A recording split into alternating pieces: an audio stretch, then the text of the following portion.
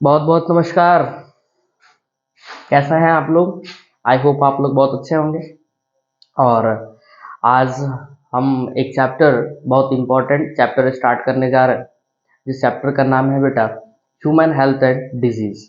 NEET के exam के point of view से देखा जाए तो इससे 3 से 4 क्वेश्चन फिक्स रहता है और मिनिमम 2 और मैक्सिमम 4 क्वेश्चन आना ही आना रहता है। वो भी बिल्कुल एकदम नॉमिनल क्वेश्चन आता है, कह सकते हैं लल्लू सा क्वेश्चन आता है। और वो क्वेश्चन मैं आपको गारंटी दे रहा हूँ कि ये लेक्चर देखने के बाद से, हमारी पूरी चैप्टर कंप्लीट होने के बाद से, आप एमटीजी जो मेडिकल की सबसे टफेस्ट बुक मानी जाती है उसको आप यूं ही कर लोगे। ठीक है, तो बिना टाइम वेस्ट किए बेटा हम चैप्टर को स्टार्ट करते हैं, आइए। ठीक है, बेटा चैप्टर की बात करें तो चैप्टर का जो नेम है वो क्या है बेटा? Human human health and disease. Human health and disease क्या है बेटा? Human health and disease. Human health and disease की अगर हम बात करें तो ह्यूमन हेल्थ में सबसे पहले चीज कि हम ये जानेंगे कि इस चैप्टर का मतलब क्या होता है, ये चैप्टर आपसे कहना क्या चाह रहा है और आपको समझाना क्या चाह रहा है और आपसे पूछना भी क्या चाह रहा है। तो ह्यूमन हेल्थ एंड डिजीज की अगर हम बात करें तो इसको हिंदी में बोलते हैं मानव स्वास्थ्य एवं रोग। मानव स्वास्थ्य एवं रोग मतलब कि मानव जीवन में कौन कौन से चीज उपयोगी है स्वास्थ्य को बेहतर करने के लिए और क्या क्या ऐसा हमको करना पड़ता है स्वास्थ्य को बेहतर बनाने के लिए, और अगर वो चीजें अगर हम नहीं कर रहे हैं तो उससे क्या क्या डिजीज हो सकता है, इसके बारे में इस चैप्टर में हमको डिस्कस करना है। आइए हम लोग स्टार्ट करते हैं। तो सबसे पहले बात करेंगे बेटा, एक ऑर्गेनाइजेशन है जिसको हम लोग बोलते हैं WHO। और WHO का पूरा नाम होता है वर्ल्ड हेल्थ ऑर्गेनाइजेशन। तो अगर कोई भी डिजीज के बारे में अगर पहले पता चलता है तो एक्सपेरिमेंट या उसमें जो भी चीज़ें स्टडी की जाती है और उसके द्वारा जो भी इंस्ट्रक्शन दिए जाते हैं, गाइडलाइंस दिए जाते हैं, वो किसके द्वारा दिए जाते हैं बेटा? तो WHO के द्वारा दिया जाता है। ठीक है, तो हम WHO का पहले पूरा नाम लिखते हैं बेटा। WHO का पूरा नाम होता है world world health organisation organisation. ठीक है, और WHO ने कहा कि हम किसी ऐसे पर्सन को देख करके नहीं कह सकते हैं कि वो फिट है, जब तक वो कुछ क्राइटेरिया को फुलफिल नहीं करता है तब तक हम उसको ऐसे उसकी बॉडी शॉडी को देख करके हम नहीं कह सकते हैं कि वो क्या है, वो पूरी तरीके से हेल्दी है। तो WHO ने कहा कि अगर कोई, हम कहें कि हेल्दी पर्सन किसको कहेंगे, तो हेल्दी पर्सन बेटा हम उसको कहेंगे जो कुछ क्राइटेरियाज को फॉलो कर रहा होगा। तो सबसे पहले WHO ने कहा कि ऐसा व्यक्ति जो mentally mentally socially socially and physically and physically अगर क्या हो, फिट हो। क्या है बेटा? अगर फिट है तो उसको हम क्या बोल दिए बेटा? हम हेल्दी बोल दिए। क्या बोल दिए? हेल्दी। अगर ये क्राइटेरियाज को अगर वो फॉलो नहीं करता है, फुलफिल नहीं करता है, तो वो क्या है? वो हेल्दी पर्सन नहीं है। ठीक है, एक साइंटिस्ट आते हैं जिनको हम पढ़ते हैं बेटा एनसीईआरटी में, जो है वो सर्कुलेशन, ब्लड सर्कुलेशन का उन्होंने डिस्कवरी किया था। उस साइंटिस्ट का नाम बेटा क्या है? William Harvey. William Harvey. इन्होंने क्या किया था? सर्कुलेटरी ब्लड सर्कुलेशन का उन्होंने डिस्कवरी किया था। तो लिखेंगे discovery of blood circulation. Blood circulation. ठीक है, नोट कर लीजिएगा कि डिस्कवरी किसने किया था। तो बेटा ये किसने किया था बेटा? तो विलियम हार्वे ने किया था। ठीक है, ये हो सकता है पूछते हैं आपसे, बहुत नॉमिनल है, ये पूछ सकता है। अब इसके बाद जो है, अगर हम जो है ये मेंटली तो हो गया, सोशली तो हो गया, फिजिकली अगर फिट है तो हम कह दिए कि वो पर्सन क्या है? हेल्दी है। लेकिन अगर मान लीजिए कि हम कहें कि इन सारी चीज़ों को ध्यान में रखते हुए और हम क्या करें जिससे हमारा हेल्थ और बेहतर तरीके से एकदम फिट रहे, तो उसके लिए बेटा हमको क्या करना पड़ता है?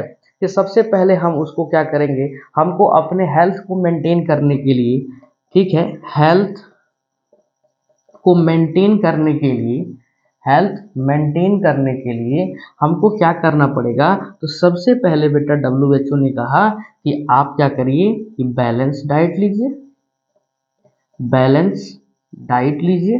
अगर आप डाइट ले रहे हैं तो भी अगर फिट रहेंगे, उसके बाद से आप अपने पर्सनल हाइजीन को मेंटेन करिए, ठीक है। उन्होंने कहा कि आप अपने पर्सनल साथ साथ पर्सनल हाइजीन को मेंटेन करिए। और उन्होंने एक चीज और कहा, कहा कि अगर आप रेगुलर आप कर देते हैं तो भी आप क्या रहेंगे, बिल्कुल जो है फिट रह जाएंगे, ठीक है। तो एक बार और मैं बताऊं कि हेल्थ को मेंटेन करने के लिए क्या क्या होना चाहिए, बैलेंस डाइट होना चाहिए और पर्सनल हाइजीन को भी मेंटेन करना पड़ेगा, और साथ साथ अगर रेगुलर एक्सरसाइज वगैरह भी आप करते हैं तो बिल्कुल आप जो है फिट रहेंगे। नोट कर लीजिए बेटा, इसको नोट करिएगा।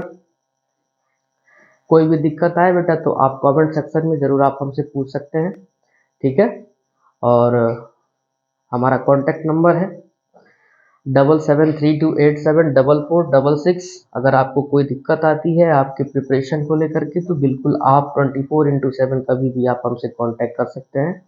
और साथ साथ मैं आपको बता दूं कि एज ए डायरेक्टर संकल्प कैरियर इंस्टीट्यूट गोरखपुर से हूं, और नर्सिंग और नीट के लिए बेहतर फैकल्टी इस बार 20 मार्च से हम लेकर के आ रहे हैं। तो फिलहाल इस चीज़ को हम लोग आगे प्रोसीड करते हैं, ठीक है। आप लोगों ने नोट कर लिया होगा। तो बेटा ये चीज़ें हो गई। अब उन्होंने कहा कि ठीक है, ये तो बात सही है कि जो आप कह रहे हैं कि बैलेंस डाइट करना पड़ेगा, उसके बाद से साथ साथ क्या करना पड़ेगा, अपने जो है पर्सनल हाइजीन को मेंटेन करना पड़ेगा और रेगुलर एक्सरसाइज भी करना पड़ेगा, ठीक है। इसके बाद अगर अगर आप ये जो है मेंटेन नहीं करते हैं तो आपको क्या होगा, तो उन्होंने कहा कि सीधी सीधी बात है कि आप किसी न किसी बीमारी से क्या हो जाएंगे, ग्रसित हो जाएंगे, ठीक है। तो उन्होंने कहा कि ठीक है, कौन कौन से बीमारी होते हैं, तो आइए आपको हम बता दें। उन्होंने क्या बातचीत में कहा, बड़े अच्छे लोग थे ये लोग, कि बताए कि आपको ऐसे ऐसे ऐसे ऐसे चीज़ों को करना पड़ेगा तब जाकर के आप स्वस्थ रहेंगे, ठीक है। तो वही चीज़ों को हम लोग अभी पढ़ रहे हैं बेटा। तो उन्होंने कहा कि अगर इन चीज़ों को आप मेंटेन नहीं करेंगे तो किसी न किसी बीमारी से आप क्या हो जाएंगे, ग्रसित हो जाएंगे। आइए, तो सबसे पहले हम जानते हैं कि डिजीज़ जो होता है वो कैसे होता है। अगर पहला चीज़ कि अगर मैंने आपको 3 चीज़ 4 चीज़ बताया, उस चीज़ को अगर फॉलो नहीं कर रहे हैं तो हेल्दी नहीं है, अगर हेल्दी नहीं है तो यानी कि आप किसी न किसी बीमारी से ग्रसित है, ठीक है।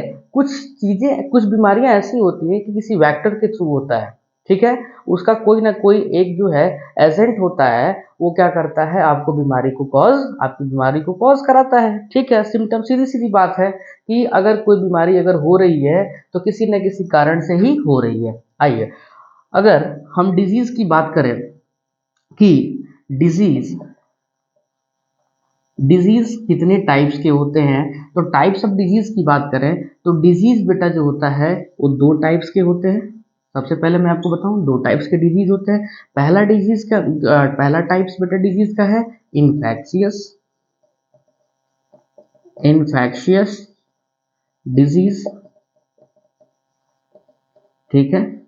दूसरा जो है नॉन इन्फेक्शियस इन्फेक्शियस डिजीज, ठीक है। नॉन इन्फेक्शियस डिजीज, ठीक। नॉन इन्फेक्शियस डिजीज और इन्फेक्शियस डिजीज, और इन्फेक्शियस डिजीज और नॉन इन्फेक्शियस डिजीज दोनों में डिफरेंस क्या है, जरा समझिएगा कि इन्फेक्शियस डिजीज ऐसे डिजीज होते हैं जो कि एक दूसरे की कम्युनिकेशन से होता है, एक दूसरे के संपर्क में आने से होने वाले डिजीज को बेटा हम बोलते हैं इन्फेक्शियस डिजीज। और जो कम्युनिकेबल डिजीज नहीं होते हैं, जो कम्युनिकेशन से कभी वो संपर्क में आने से कभी भी वो क्या करते हैं, फैलते नहीं है, उसको हम क्या बोलते हैं, नॉन इन्फेक्शियस डिजीज, ठीक है। तो हम लोग अगर हम बात करें कि इन्फेक्शियस डिजीज और नॉन इन्फेक्शियस डिजीज में सबसे पहले हम बात कर रहे थे, तो नॉन इन्फेक्शियस डिजीज के बारे में बात करें तो हम इसका कौन कौन सा एग्जाम्पल दे सकते हैं, एक सिंपल सा, और ये पूरा दुनिया जानता है कि कौन कौन से इसके एग्जाम्पल्स हो सकते हैं। हम आपको बता रहे हैं, अभी आपको याद आ जाएगा, ठीक है।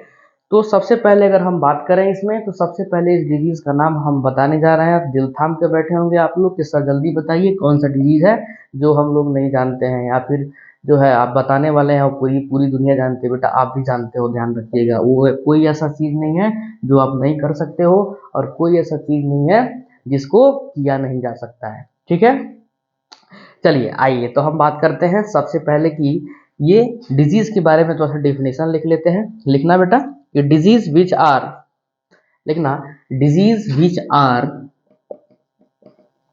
डिजीज विच आर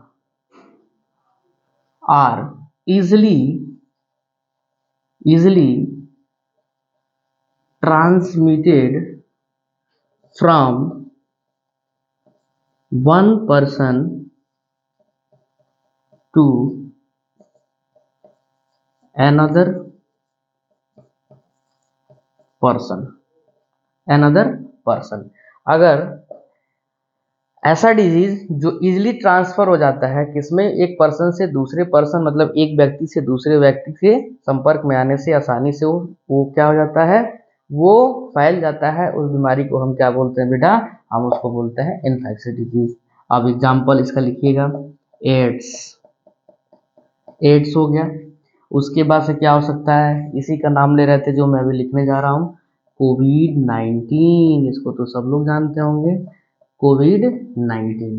ठीक है, कोविड-19 एक महामारी भी हुआ करता था, जब आया था बहुत लोग परेशान हुए। ठीक है, एक नोटबंदी में परेशान हुए और एक जो है कोविड-19 में परेशान हुए। ठीक है, लेकिन अगर हम बात करें इसकी नॉन इन्फेक्शियस डिजीज की, अगर हम बात करें तो ये ऐसा डिजीज होता है, ये किसी के संपर्क में आने से इसको कोई फर्क नहीं पड़ता है, ये किसी संपर्क में आने से नहीं फैलता। जैसे मान लीजिए कैंसर हो गया, कार्डियोवैस्कुलर डिसऑर्डर्स हो गए, ठीक है, डायबिटीज हो गया, ये सब जो होते हैं नॉन कम्युनिकेबल डिजीज होते हैं। ठीक है, आइए तो इसके बारे में लिखना बेटा कि non infectious disease,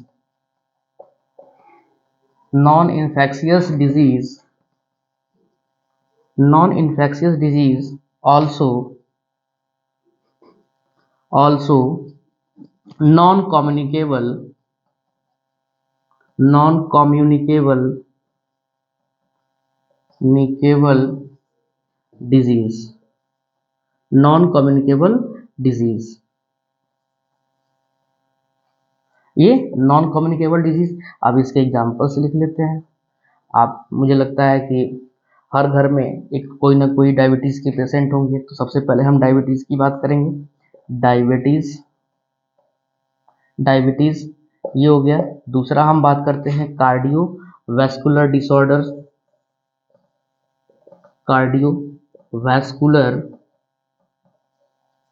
vascular disorder. ठीक है, तीसरे अगर हम बात करते हैं तो chronic respiratory problem, chronic respiratory problem या फिर डिजीज, ये सब एक्सेट्रा ऐसे डिजीज हो सकते हैं बेटा। कैंसर भी हो सकता है। ठीक है, कैंसर ये तो सबसे इम्पोर्टेंट है। ठीक है, कैंसर भी हो सकता है, कार्डियोवैस्कुलर डिसऑर्डर्स हो सकते हैं, क्रोनिक रिस्पिरेटरी प्रॉब्लम या डिजीज हो सकते हैं, डिसऑर्डर्स हो सकते हैं, डायबिटीज हो सकता है, और सबसे इम्पोर्टेंट जो होता है क्या होता है, कैंसर होता है। ठीक है, इसको नोट कर लीजिए, नोट करिएगा। नींद नहीं आ रही है,